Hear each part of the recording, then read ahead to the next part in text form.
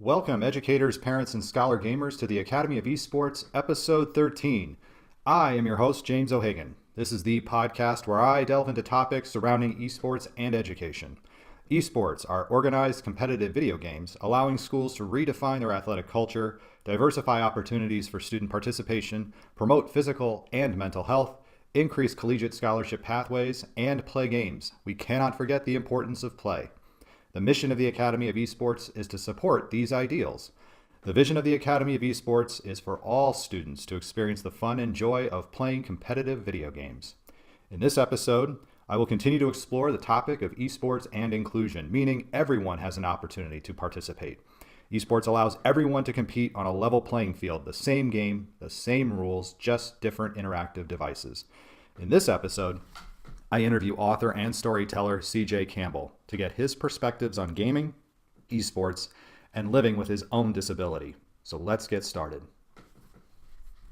I'd like to welcome CJ Campbell to the Academy of Esports Podcast. CJ was invited on. He's a friend of mine. He's an author of the book, The Zen of Beard Trimming.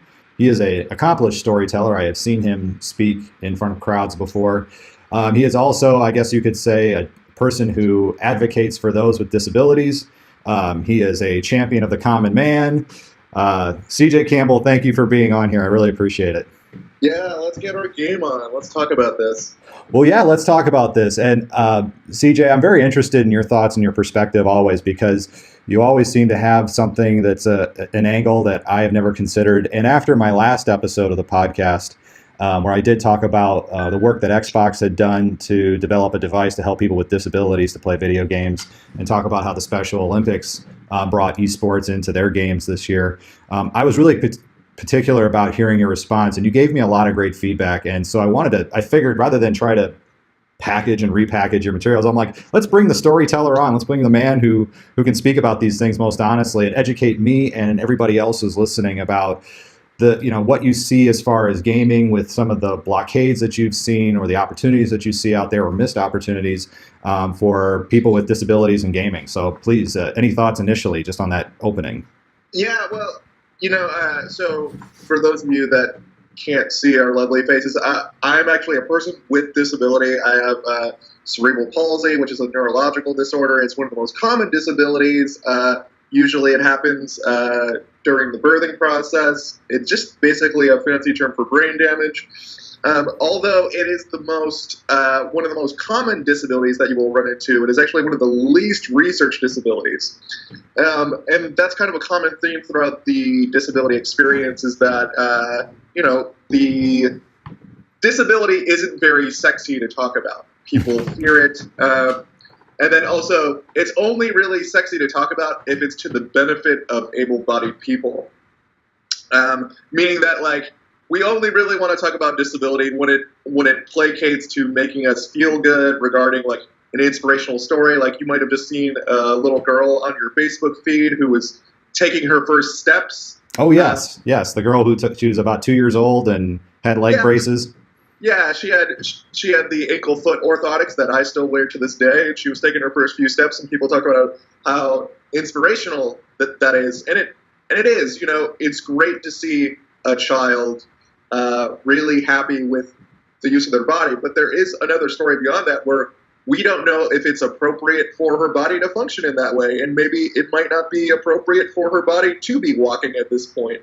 If you watch the video, her legs are very, very, very weak, and if she were taking steps in those measures, that could cause permanent ligament damage. So there's always kind of a story that's beyond the story of inspiration, and I think that the landscape of video games and esports especially is a very interesting place where disability has always been a part of it, but hardly ever talked about.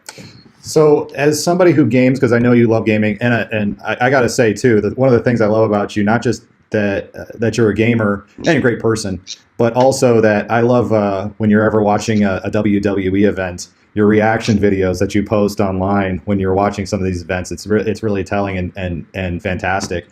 What is your I guess, your take right now on the landscape of gaming? I mean, you as somebody who may know about League of Legends or Overwatch, what is from your perspective, what do you see as your takeaway from those things? Yeah, like those WWE and MMA reaction videos, like I really want to get back into doing them. For those of you that don't know, I have a character that I've developed called He-Man Star Fox. And it started from I got back into gaming after I had a bout with suicidal depression. I got out of the hospital, and I didn't really have any friends. I didn't have any way of really getting any sort of consistent therapy, and I was just like, I just need something to get me through the day. And so the PS4 came out that holiday season, and I jumped on Black Friday and got a PS3. And my neighbors started to like, can we watch you play games? And I was really into the game Skyrim. And so my neighbor Ron, who, if you watch the He-Man Star Fox videos or check me out on Instagram at He-Man Star Fox, you will see that there's Professor Ikea. That's my neighbor Ron, and he wanted to check out Skyrim, and he has, I guess you could say, more pronounced cerebral palsy with his hands than I do, so he can't really play most video games. So I didn't want to make this be a day where he just watches me play video games, because that's boring. I remember, my older brother never letting me play video games when we were playing, and that was boring. So I started developing a character and throwing out these catchphrases and kind of jumping into the story of Skyrim, and that's how it all started. And what I realized is that people that people love character, people love story, people love triumph, and they love tragedy. And so I think that as a young kid, if it weren't for video games and pro wrestling, I probably would have never had friends, because I was part of the first generation of the Americans with Disability Act. It was ratified in 1990. I started kindergarten in 1992, and I was one of the only kids with disability that wasn't in a segregated special education program. Wow. And so it was really difficult. I thought that I was the most popular kid in school until about the time that, boys and girls start having physical attractions to each other. And then I realized that I didn't have any friends, and everyone just felt sorry for me. Wow. So I didn't get invited to somebody's house until I was in 5th grade. And it was because I came to school wearing a Stone Cold Steve Austin t-shirt, because this was in the peak of the Attitude Era. It was a Walmart shirt, because that's all that, my poor family could afford. I remember begging my grandmother. She wanted me to wear nice clothes to school. So I was like, Grandma, please let me wear this shirt. It will be so cool. And I went to school so proud of myself with my chest out wearing the Stone Cold Steve Austin shirt. And then this kid named Joe Wahardo was like, you watch wrestling? And I was like, I love wrestling. And eventually he invited me over to his house, because I was like, I have all of the wrestling video games. And he's like, you play video games? And I was like, of course I play video games. And then he goes, I just thought that you went home and went to sleep. Because he thought that I powered down like some sort of robot. So the fact that I was into wrestling and that I played video games showed this outside world my humanity. And if you talk to almost anybody with disability, they game on some sort of level. And so when people talk about disability being a part of being this emerging thing in the disability landscape, I'm like, no, we've always been playing video games. We've been playing video games before you guys decided to throw out your Kickstarter campaign showing us how innovative you are with your adaptive controllers, because we've been remapping and playing video games with a pencil in our mouth for years. Well, let's talk about just real briefly, because I did talk about the Xbox adaptive controller last week, and that I thought it was a good step forward, because it was developed in-house by Microsoft. It's not a third-party product. It isn't something that you had to piecemeal together, like you said, use a pencil to move a controller with your mouth kind of thing. But it is still it is the same controller, but it has the ability to plug in all the different things. is that enough, or do you feel like is there a bigger barrier for people with disabilities? And one of the things you did correct me on, because I said this a lot last week, was special needs. I started twisting special needs and the word disability, and I think part of that comes from the education background, because in education and IEPs we talked about kids with special needs, but really you're saying you have a disability. Let's own that, and let's bring that word out and just use it, because that's what it is, right? Yeah, exactly. So before I jump into the adaptive controllers, sure. I think that the important thing is that we just have to own the fact that in our society we fear disability. And I know that from when, like, for instance, like, I went to a friend's wedding a few years back, and the bride's dad had a really bad experience with a kid growing up with an intellectual disability. And so because of that, he thinks that everyone with a physical disability has an intellectual disability and is going to potentially harm him at any point. So he was terrified of me, would not talk to me. So we just have to own the fact that these kinds of barriers still exist. And when we talk about disability, I've always found that there's two things that we should try to accomplish when speaking about disability. One is that it should not sidestep a person's humanity. So, obviously we don't call a person autistic. We say this person has autism. Mm-hmm. This is a person with autism. Or the second thing is, let's try to be as descriptive as we can be to their experience. So, for instance, actually saying a person has autism isn't necessarily a great descriptor.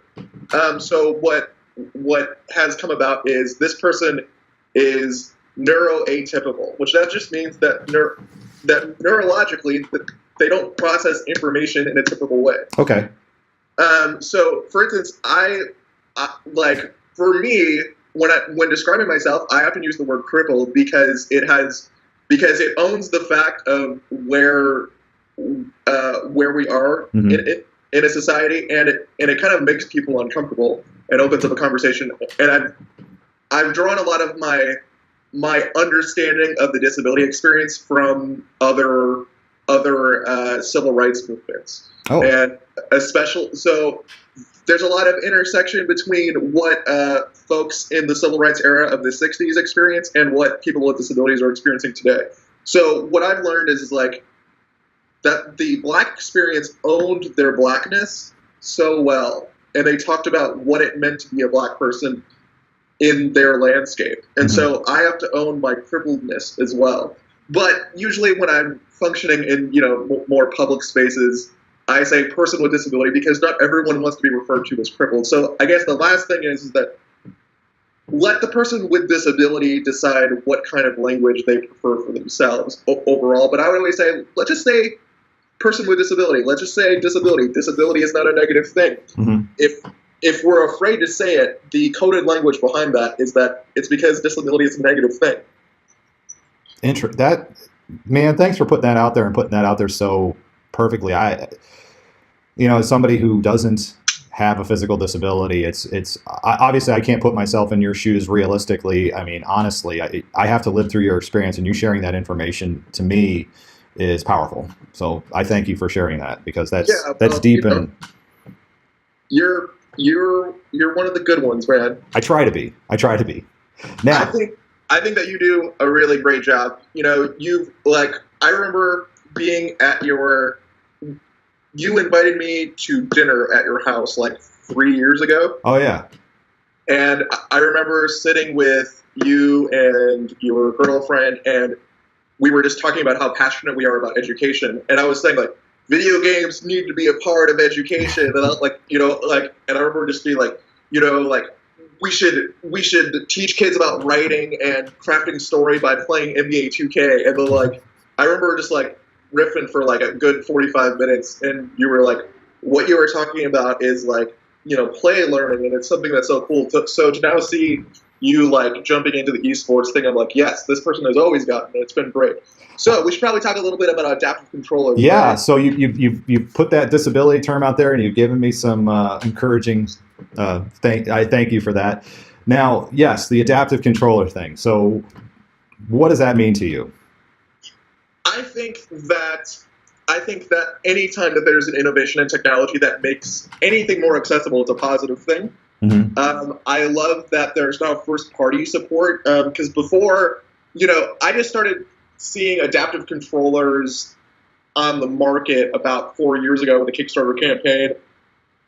There was a boy who had, I believe it was MS, and he was super into Minecraft, and so his dad figured out a way to engineer a controller for him that he could articulate with his mouth. And I think that's always a really positive thing. I think that the real issue with gaming is more of the social barriers. And the issue that I see is that, technology is innovated fast but implemented very slowly. And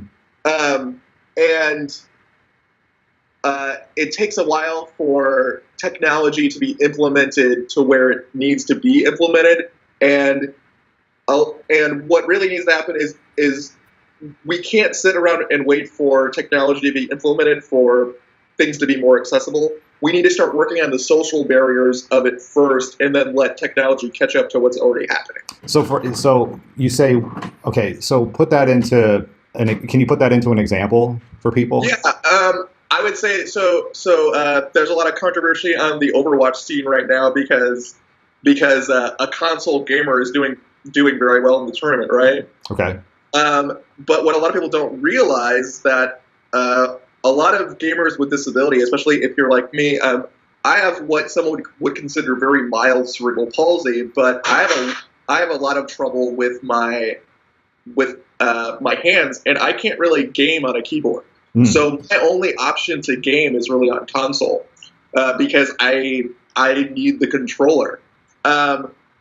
So when you are, if like you're being kind of a staunch gatekeeper of being like the only pure gamers use this equipment, you're also saying like people that can't use the equipment that I use aren't worthy of my space. It's it's interesting that I wanted to just pause there for a second because it's interesting you bring that up because in the gaming world space, there's actually you're speaking of it from a perspective of somebody with a disability. There's evidence too out there that racially, whites and Asians are more likely to use PC console games. Hispanics and blacks are more likely to play on consoles like Xboxes and PlayStations. And what we see in the big esports tournaments are keyboard mouse driven games. Oh yeah, and what? I'm really sorry, my cat's getting into the garbage. No problems. Okay, so we're back. Sorry, we just took a pause for a second there. But there was the issue I was talking about was the racial divide between PC console. That it's definitely there. In fact, what NBA 2K did with their league was that they're playing it on, I believe it's on Alienware computers, but they allow the gamers to use the console controllers, so the kind that you would find with an Xbox or a PlayStation. So as you just pointed out very clearly right here, if it was keyboard mouse only, you would have difficulties participating or playing, or would it be an impossibility for most games? Like say a game like League of Legends, for example, which I don't know how he would do it on a console controller, but that's something that you would see as definitely a barrier, correct?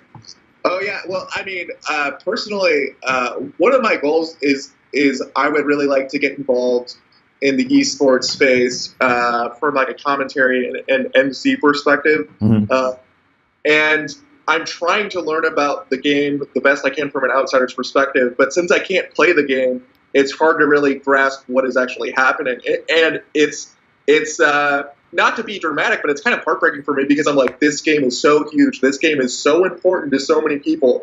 And as a person who wants to be an ambassador for the gaming community and as a person with disability, like I want to be a part of this game because this game is telling amazing stories of like triumph. And because of the barriers, not only financially to get a gaming PC, but also just even if I were to buy a gaming PC, I still couldn't participate in the game.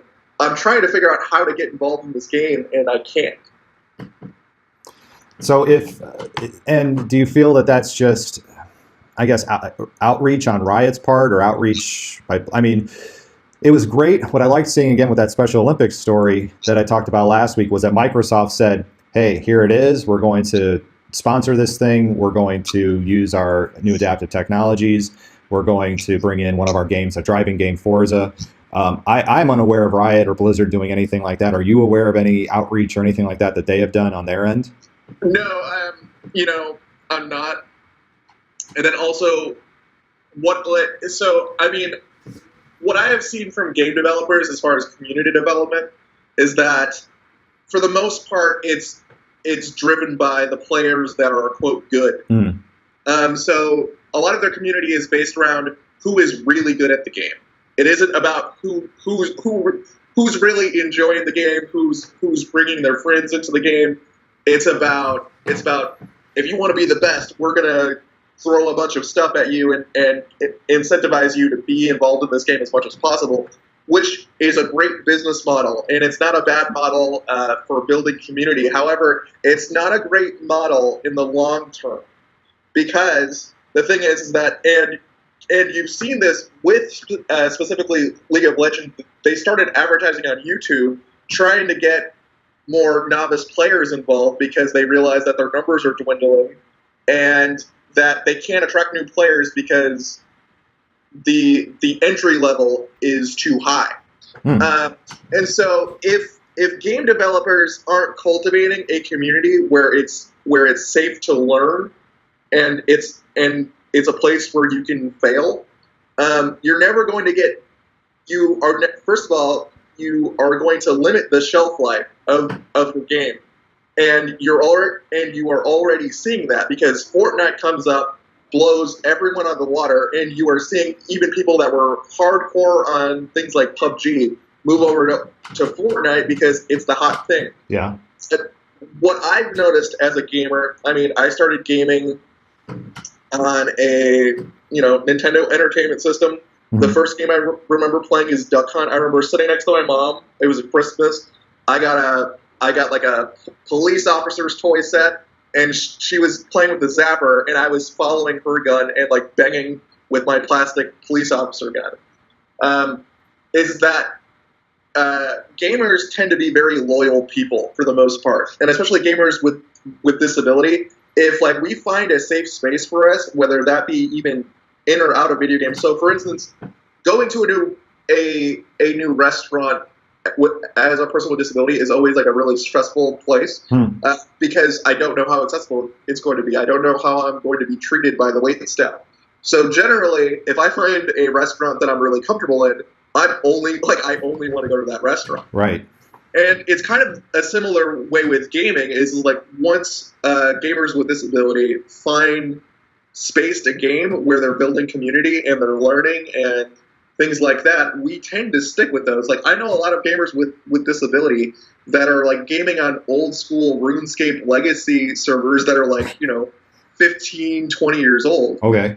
And so the thing that, going back to our overall topic, is that I think that if game developers aren't functioning their community support on building community and allowing space for people to learn their game, then they're feeding into the hard part of the gaming development space, which is right now, if you are a AAA game developer, your profit margins are really difficult because people have higher and higher expectations for their games as far as development goes. Mm-hmm. And so the overhead for games is driving up massive amounts.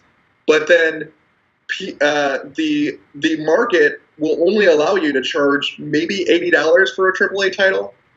Most. Yeah, that's the deluxe version. That's with all the downloadable content and everything.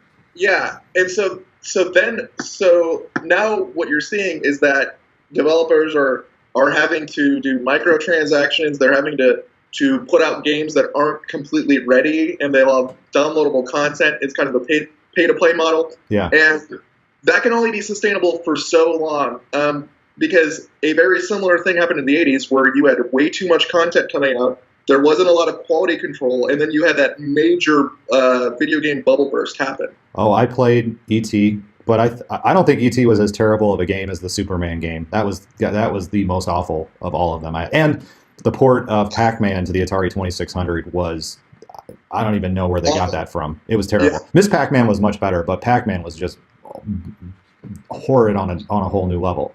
But what I want to ask you about real quick is, you're talking about all this. How, if I'm an educator or if I'm an esports coach at a high school, what do you feel would be needed to create an environment that does feel like that safe space for kids, where it's like, hey, I don't care what disability you have, come here, play the game. We will work with you to make it happen. What do I need to do to make that invitation to learning, that invitation to gaming right there for you? I think, specifically in the esports realm, we have an amazing opportunity because I hardly know any kids that aren't interested in playing video games and it being okay at school. So, specifically with your students with disability, a lot of people just don't understand how much of the emphasis of advocating for ourselves is placed on these minor students. So if there is a problem from an ADA compliancy point of view, it's the student's responsibility to kind of speak up, but also socially, because of our relationship with disability and more of an outside cultural ethos, is that a lot of kids with disability are kind of taught to not bother people. They're taught to not burden people. That if you ask for help, that it's bad. And is that overt? Is that where do you think, where does that come from? Well, so I can only really speak from the perspective that I view in the perspective of my own experience. But I can tell you is that a lot of able-bodied people don't understand the power of their encouragement. So often people with disabilities don't get a lot of encouragement and they don't get a lot of affirmation regarding themselves outside of them not complaining about their disability or being independent. So, for instance, when I was in my post-high school education trying to become a pastor, our school wasn't very accessible, and there was an elevator, but the elevator was very slow. And if you weren't 1 minute early to where you were supposed to be, you were marked as late. So what I started doing is I just started taking the stairs because although it was more physically exhausting, I could do it faster than waiting on the elevator. Okay. And so then I started getting complimented for always taking the stairs and never complaining. But then as the years went on, my body started to really take a heavy toll with that, and I started getting very sick. But I felt like I couldn't speak up because you've gotten so much affirmation in the past for doing what you was physically taxing for you, is what you mean. Yeah.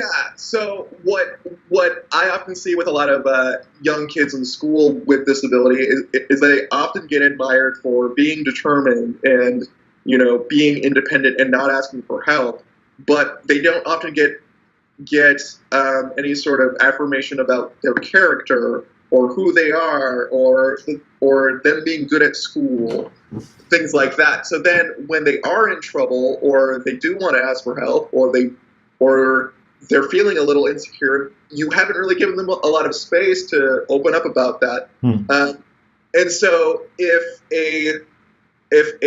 a student with disability sees some sort of after-school activity that they're interested in, but they don't see a way in which they can participate, if they don't have an adult that welcomes them into that space, they're probably not going to take the initiative because there has been a cultural understanding for most people with disability that don't rock the boat and don't infringe on our space, because I can tell you that when I've asked to be a part of things, especially in school, that sometimes there was a lot of resistance or sometimes it was seen as like, well, now we have to help CJ be a part of this thing. So now we have to change the way that we do things. And then all that ends up accomplishing is that the able-bodied kids that were having a good time are now really frustrated because a person with disability has like ruined the good time. So my suggestion would be is that if you are involved with esports, I can almost guarantee you that a student with disability is going to be very interested in that because it is an arena which they can interact with a game the exact same way as their able-bodied peer. And so what I would suggest is that if you have students with disability that you feel would benefit from being in an esports environment, you take the initiative and you ask them. Okay. I think that's a huge thing. And then even if you're not sure of how they would participate, what I can tell you is that most likely they already played video games and they can tell you ways in which they can participate. Yeah, that's the thing with assistive technologies. If you do it right, and this came from my experience working at the Cove School, where every child had an IEP, every child had some form of disability.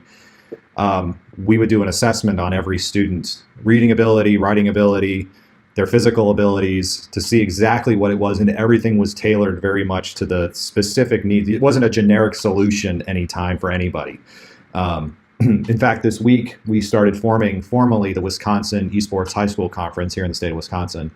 And one of the things I'm going to be pushing very hard for is language in there about inclusion, and including not just saying, hey, let's include students with disabilities, but allowing people the flexibility and the freedoms to use the interactive tools that they feel are going to be the best need. Like, as you said, I can't use a keyboard or mouse. That's a barrier, but I can use a console controller. So is there something we can do to bring that in? The nice thing about Xbox controllers is they can't just be used on console games. They can be used on Windows 10 machines as well, too. So that's a big help. But I want to make sure that people who are listening to this know that that there, as CJ just pointed out so clearly, even if you don't know, and you're the coach, but you're not going to have all the answers, and most adults are not going to know the games backwards and forwards.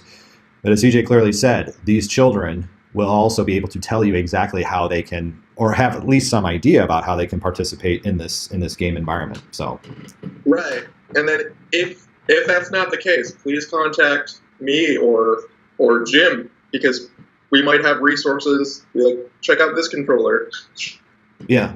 Now, CJ, do you have, outside of being an amazing storyteller, and again, the shoutcasting that goes on in esports is really, I mean, you're telling a story, and I think you've told some fantastic stories here. If people want to get in touch with you outside of what was the Instagram? It was He-Man Star Fox. He-Man Star. I'll put when I do the video, I'm going to put down at the bottom here. I'll also put it in the show notes, but I'll put links to everything, and I'll put your Instagram and your information on the video itself. How else can people get in touch with you? Yeah, so I'm on Twitter and Instagram at He-Man Star Fox, which is HeManStarFox. I just switched it over yesterday, so that might be some of the confusion. Oh, okay. You can also reach out to me at HeManStarFox@gmail.com for any sort of, if you need some consultation about inclusion, if you're looking for a bright and vibrant personality in your esports space. I'm also in the process of starting a Twitch channel. Nice. So it would be good to check me out on social media. I'm working through some of the social barriers of a person with disability trying to start a business right now. So if there's any lawyers out there that might be willing to help me out, that would be great. Other than that, I do have a blog. It's which you can find at cjcampbell.wordpress.com. Mostly just talk about being a theology, board game, wrestling nerd. Talk a lot about the disability experience. And if you're really adventurous, you can just send me a Facebook friend request at my real name, CJ Campbell. You'll see mutual friends, I suppose. Yeah. But if you email me or you reach out to me on social media, I'm really good at getting right back to you, and you can slide right into my DMs. Well, and I got to say, too, I think you should get some kind of a payout from the Rockford Roasting Company. You are wearing their shirt today. I do miss, that's where we met, was the Rockford Roasting Company. We did. We met with the former mayor of Rockford, Larry Morrissey. It was a very snowy, blizzardy day. It was just the three of us in a coffee shop. We just started having conversation. And and the rest is, as we say, history. So Yeah, you got me to speak at a local Auburn high school. I did. And Yeah, it turned out well. That whole day turned out great. It did. Rockford Roasting Company is probably the best place for coffee in Rockford, Illinois. However, they need to get back up on their accessibility game because they remodeled and now everything is really inaccessible. Ooh, that's all right, Rockford Roasting Company. You've been called out, so fix it. Yeah. All right, CJ, thank you for being on the Academy of Esports podcast, and I will work on getting some theme music at some point. It will happen. Don't worry. The next time when I have you on, next time we'll have the theme music. I'll even have entry music just for you. We'll do it wrestling style. So, yeah, gotta get that Daniel Bryan Flight of the Valkyrie going. Yeah, I love esports, guys. Keep up the good work. Keep fighting the good fight. All right, CJ Campbell, thank you very much. That will do it for this week of the Academy of Esports. I've been your host, James O'Hagan. You may follow me on Twitter at Jim O'Hagan. That's spelled at JIMOHAGAN. And while you're at it, you can follow at TAO Esports on Twitter too. It's a great way to get the latest blog posts, podcast episodes, and news coming out of esports and education. And remember, you can continue your engagement by going to www.taoesports.com.